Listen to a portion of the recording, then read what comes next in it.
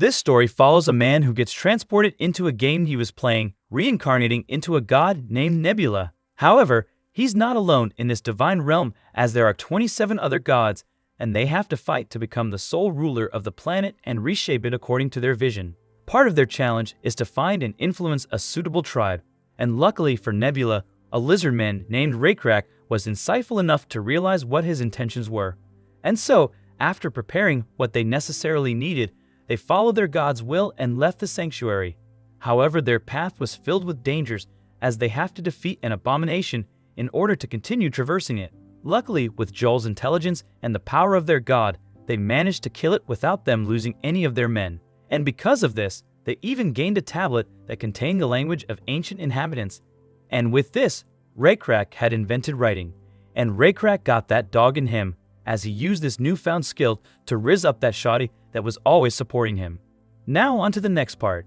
A system notification popped up notifying Nebula that Raycrack had indeed invented writing. And so Nebula cheered in joy on the inside, as there was no one to even watch him if he expressed it.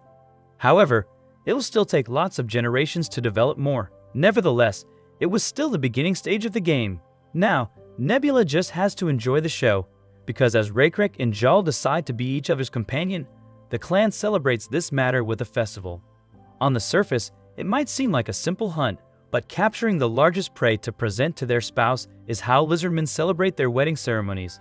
And Raycrack once again proved his eligibility as a companion by offering the largest deer to his bride. But to their surprise, Joel had managed to catch a deer as well, but she made it look so easy compared to how Raycrack did. Even Nebula couldn't hold a faint laugh to come out. It seems like Raycrack would have an interesting married life. After the wedding, Raycrack gave the land back to the orcs, which the orc couldn't believe what he just heard, and so he asked Raycrack if he was sure.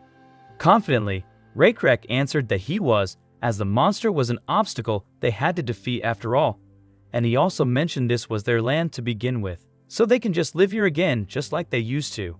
With this, the orc lord couldn't help his tears to come out. He didn't expect someone to be this kind, and so with all his heart, he bowed to Raycrack and expressed how thankful he was. Now they owe him and his clan a great favor, and he would like to repay it. And since they are planning to go deeper on the mountains, he offered that his son lead the way for them, as they have lived here for a long time, so they know a path through the mountains that is wider and isn't as rugged. To which Raycrack gladly nodded at the generous gesture. But before they could leave, the orc lord thanked Raycrack once more, because before this, they used to live while being pestered by bigger beasts and larger tribes. But because of him, they might just be able to overcome it, and they will never forget this favor. This made Raycrack smile, and so he nodded in understanding. And just like that, Raycrack and his clan went on their way in a hurry. Everything seemed to be going smoothly. However, Nebula knew this game wasn't that easy. The reason why there were so many random encounters and negative events in the Lost World is probably because it is based on a real world, and he can already foresee what the next event will be. And just like what Nebula had expected, just within the next few days, Raycrack learned of another tribe not too far away that was also constantly scouting for danger around them. Raycrack didn't recognize the footprints, but the Starcatcher did. It's a frog footprint. Raycrack knew much when it came to the frogs. They were slippery, swam well, jumped up and down, and some even had poison. And he knew all this because they are able to eat the ones with poison now after God gave them his blessing. And many frogs lived in the ponds, and when the end of winter came, they would run out of food and had to come out of hibernation. The lizardmen would catch and eat them. The footprints looked similar to the ones left by those frogs the lizardmen had eaten, but were very different in size. And so Stargazer clarified that it came from the frogmen, a species that walks on two legs. They can also speak and think like them. This surprised Raycrack, as frogmen were a rare sight given their natural habitats were few and far between, such as rivers and lakes. Even for lizardmen with their wide range of activities, frogmen were hard to come by, and so Raycrack eagerly searched through the bushes and counted the footprints. To his surprise, there isn't just one, but quite a bit of them. With this number, it seemed like they are a larger tribe than them, and this footprint indicates that they must be scouting as well. This prompts Raycrack to ask Stargazer if these frogmen are belligerent, to which he responds that they might be, as they made their home here first. But that's not always the case. They're the same as any other bipedal species. Some are good and some are bad. With this, Rakrak decided to return to their temporary base to discuss this with others. After the meeting was done, Rakrak told everyone to set up their camps as wide as possible. This idea that came from Joel had a purpose to deceive the frogmen into thinking their clan is large when seen from the outside. There are lots of trees, so it's easy to make a fire. And they will have a bunch of guards keep an eye on the fires at night, and if they make more fires here and there, the frogmen will think their group is twice the actual size despite the fires not being of use. It will also be good to keep watch at night, keeping in mind that the warriors will go on a reconnaissance. This was a sound idea. However, Rakrak pointed out that the work should be equally distributed amongst the lizardmen staying guard so that no one complains. Which she understood, and with that, a few moments had passed by, and their plans had come into reality, and now they felt more confident to take rest even though the other tribe will be watching them. And true to their expectations, just beyond the mountains, several frog silhouettes could be seen, and a few days had passed, they switched bases. Fortunately, they did not encounter any frogmen, and during that time, they had prepared a lot of things to ensure the tribe's safety. At this point, Nebula even doubts there are many players who are more successful than him, as cattle breeding went smoothly, and their housing lifestyles were quickly evolving to adapt to the changed environment. The most fascinating thing was how quickly they established a concept of writing, and that is all thanks to Rakrak, who was actively using the written language he had recently discovered. When the warriors came back from reconnaissance, he would always listen to what they saw at the big wide rock in the middle of the village, and he will always mark the shape of the river onto the large rock. On the rock, the village was marked at the center, and distances were marked based on a particular scale to show the topography of the area. To be exact, it was a map that was developed from hunting marks, but the idea of making a permanent record like written language was applied. This record was actually useful, helping the warriors that were split into groups to figure out the surrounding terrains while Rakrak was away. And this served as an opportunity for the clan to become interested in the utility of writing and records, which were made possible because their now more stable lifestyles allowed them more spare time. Rather than having them overwork themselves, Rakrak recommended keeping written records as they went about their various activities. As an example, he told them they could each write down how many pieces of fruit they had collected every day so that it was possible to know exactly who worked less and who worked more. And once the lizardmen started recording things, the ones who were more diligent reduced the amount they collected by a reasonable margin rather than criticizing their fellow lizardmen, while those who fell short collected more. This proved to be effective in improving everyone's productivity. It was just as Rakrak had expected. However, he gained more insights than he had expected. He realized that when they relied on their memories, they would live by compromising. It caused emotional stress since some were more diligent while others got lazy. And no one was able to say anything because there was no clear evidence. Now though, everyone is being careful as they know records are permanent. And although Rakrak's idea hadn't been recognized by the game system, Nebula noticed what Rakrak's idea stemmed from. A simple discovery was meaningless. Once the culture of writing and recording began, they could do a greater variety of things than before, and realizing the importance of this idea was the first step. With this, Nebula was delighted as they're doing better than he thought they would, and Nebula hadn't been able to pay much attention to Rakrak's clan recently. Even though Rakrak's clan was Nebula's only tribe, he had many other things to do, just like in the game of the Lost World, as gods had many more responsibilities outside of managing their tribes. Nebula currently has 3 large swarms of insects. These swarms weren't simply controlled by Nebula. Each group had grown into their own entity. One of these swarms was the swarm of locusts in the west that indirectly benefited Rakrak and his clan. These locusts focused on disrupting and eliminating factors that could pose a threat or create unnecessary variables to Rakrak's clan. And the second swarm of insects, which Rakrak and his clan weren't even aware of, were in the far south of the forest. In the game, there was a trick called small area XP farming, and the south of the forest was dedicated for this. At this place, Nebula were creating and cultivating all kinds of insects to transform the area into a nest full of insects. Because of this, Nebula was able to level up his small area from 3 to 4, which in turn gave him a new skill. But this is a method he wouldn't have dreamed of doing if there were other players nearby, because they definitely wouldn't just watch and do nothing at the sight of this kind of farming. But because Nebula's starting location was on the outer part of the peninsula, It seemed that other players hadn't discovered it yet, and he definitely has to take advantage of the fact that he started in an area with only a few other players. But if other players were around, there would be many technical benefits from a clash of civilizations, just like when Raycrick's clan and the Blue Skin tribe met. So rather than Nebula being ahead of the other players, it could be said that he was trying to make up for potential losses, at least for now. And the fact that Raycrick's capability and the status of the tribe are currently above average, so he was more confident to get ahead of others. But this is just the beginning, because what will happen next will be even more dangerous than anything ever experienced. So then, Nebula observed the first encounter between the two tribes, as one of Raycrick's warriors went up to him and notified him that the frogmen were coming towards them. In response, Raycrick reminded the warrior of the importance of providing detailed information in such reports, specifically the number of enemies, their armament, and the speed of their approach. The warrior quickly apologized for the oversight and then provided the necessary details. There were 7 in the group, all of them were armed, and they were slowly making their way towards them.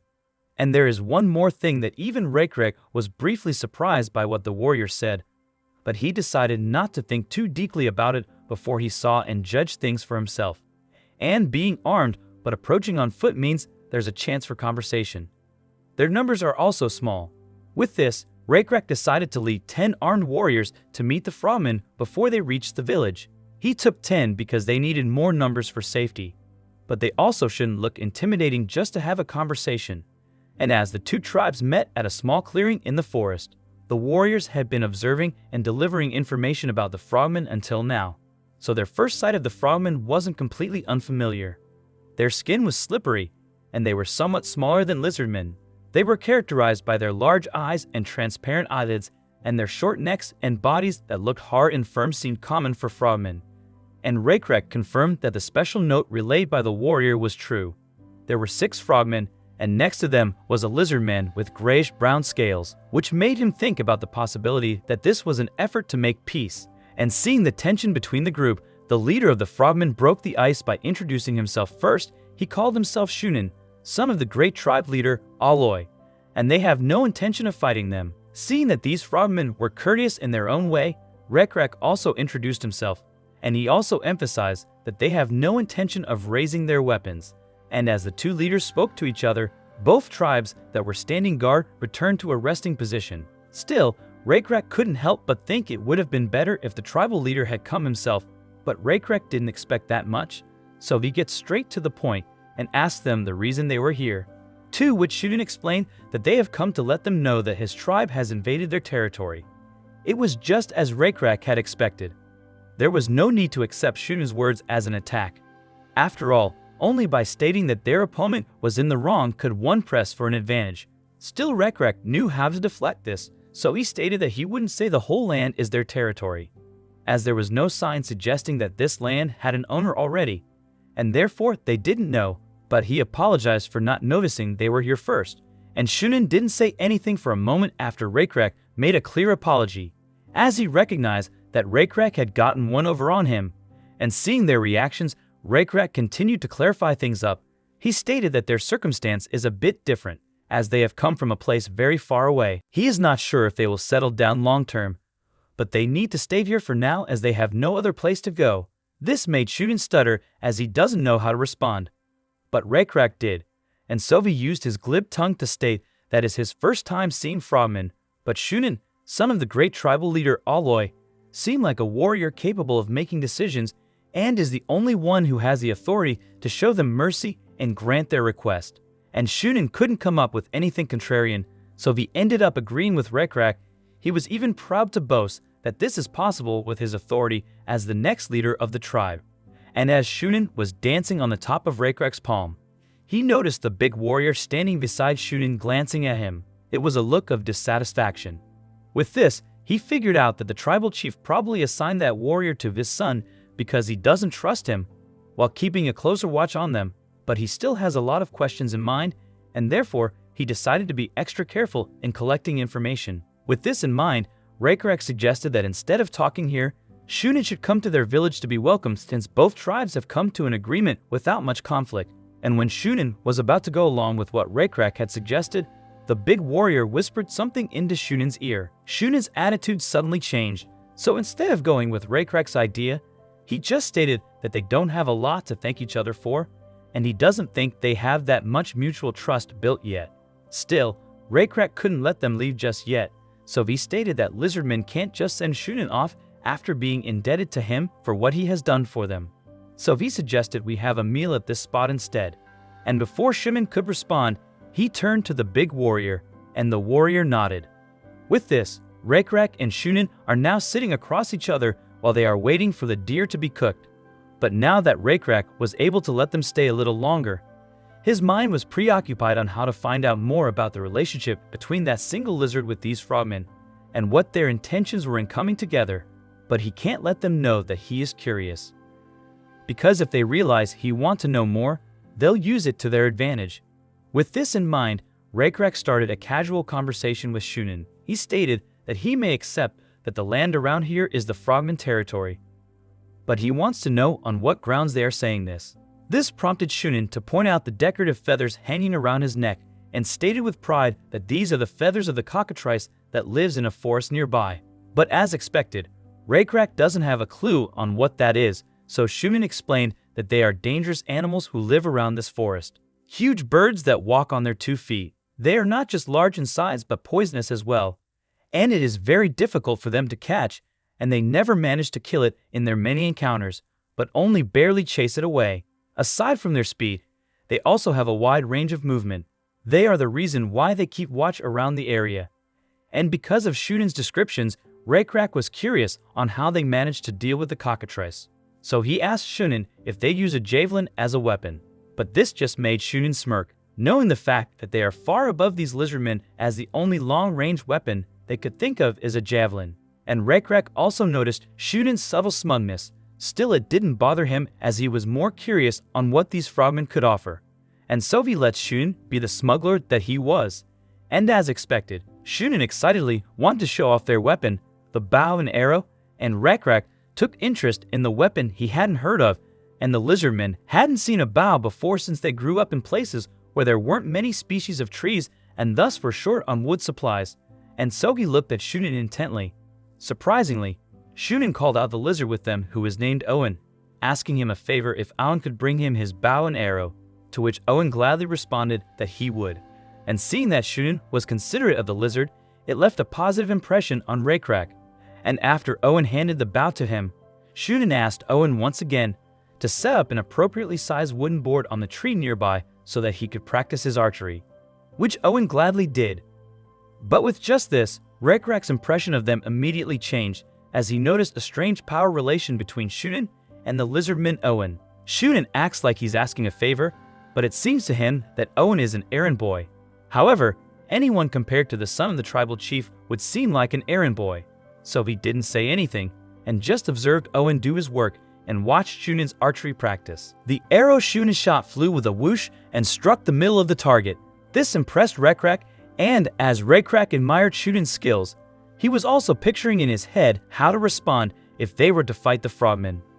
But as he was thinking this, Shunin then boasted about how they learned archery from when they were young, and he is one of the best archers in their tribe, which Raycrack responded in kind, but he was more curious on how to handle the bow, so he asked Shunin if he could also use this weapon called bow, to which Shunin gladly handed the bow to him, but he emphasized to Raycrack that it will be hard since it's his first time after all. But Raycrack didn't hear a single thing that Shunin had said, as he was more enticed with the weapon that he was holding.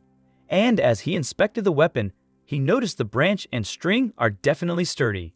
Its power is weak compared to a javelin, but he can carry a few arrows around. It's also a lot more precise than a javelin and has a faster attack speed. It's a weapon they absolutely need, and therefore he would like to look into this roughly to his heart's content, but as Shunin stated, his skills with the bow were trash. Strength wasn't an issue, it was a skill issue, because a beginner is still a beginner even if they are strong. So Raycrack couldn't hit shit, just like how a stormtrooper starts their daily training, and he missed his shot like the plank of wood had plot armor. Still, Shunin was kind enough to say inspiring words and avoid saying anything rude.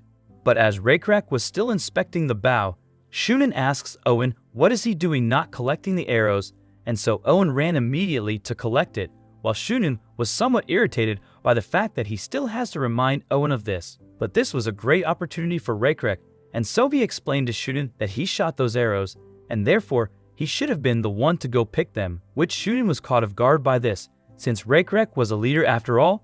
But this might be just the way of the lizardmen, so he let Raykrek do what he pleases. And as Raykrek picked up an arrow from the ground, Shunin shrugged and shifted his gaze to where the meal was being prepared. With this, Raykrek picked up another arrow and approached Owen, but Owen panicked like he didn't know how he should behave in front of Raykrek. He thinks that it was a strange reaction, but still, Raykrek went through with his plan and tried to interrogate Owen, asking why is a lizardman like him with the frogmen. Owen stuttered a while before fencing his voice to explain it was because lizardmen and frogmen are living together, and they are different species living together. Raykrek was thrown off as he never imagined such a thing would be possible. If different species lived together, their differing lifestyles would inevitably lead to conflicts. Raykrek didn't think of frogmen this way, but some other species would be disgusted by the physiological aspect of frogmen.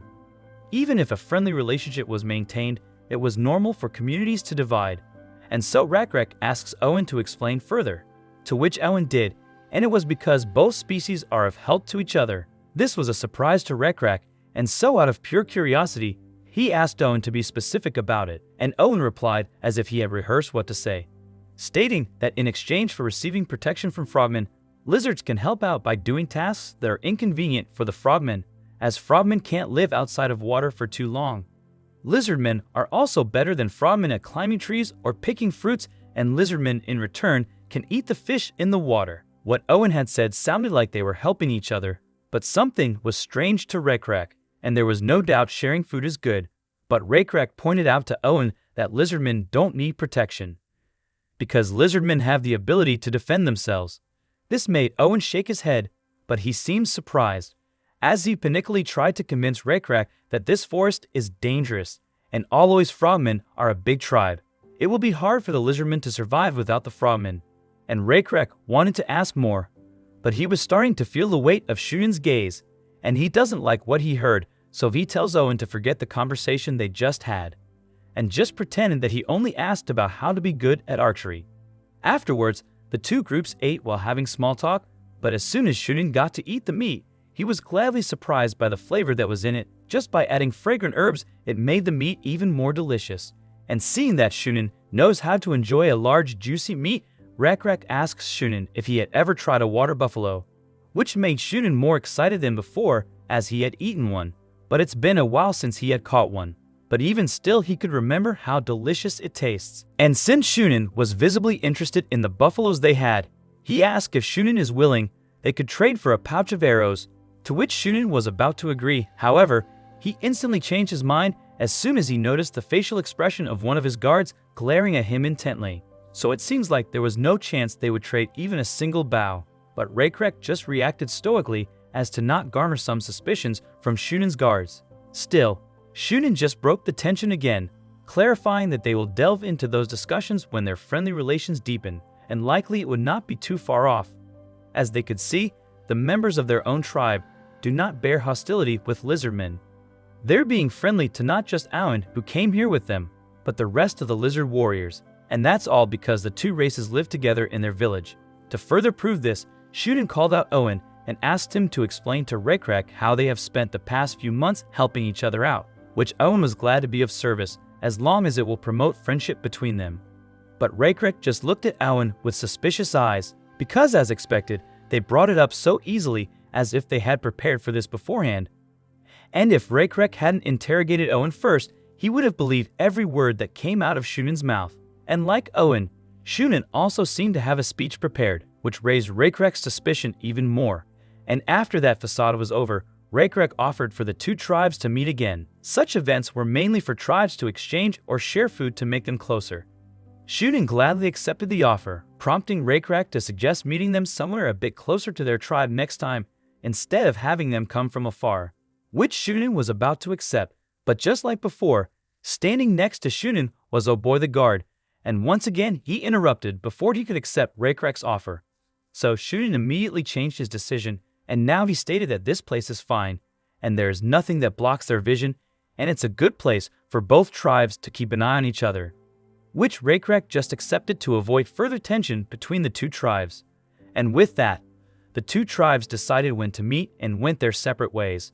And Raycrack saw Owen glancing back at him a few times through the group of frogmen returning home. This was enough of a confirmation that there is definitely something going on. Even Jal saw through their lies, as they were too obvious. The way they act doesn't look like the relationship of people on an equal footing. Thank you, friends, for joining us on this exciting adventure in the world of manhwa in today's manhwa maze. Don't forget to hit the subscribe button so you don't miss out on every exciting episode.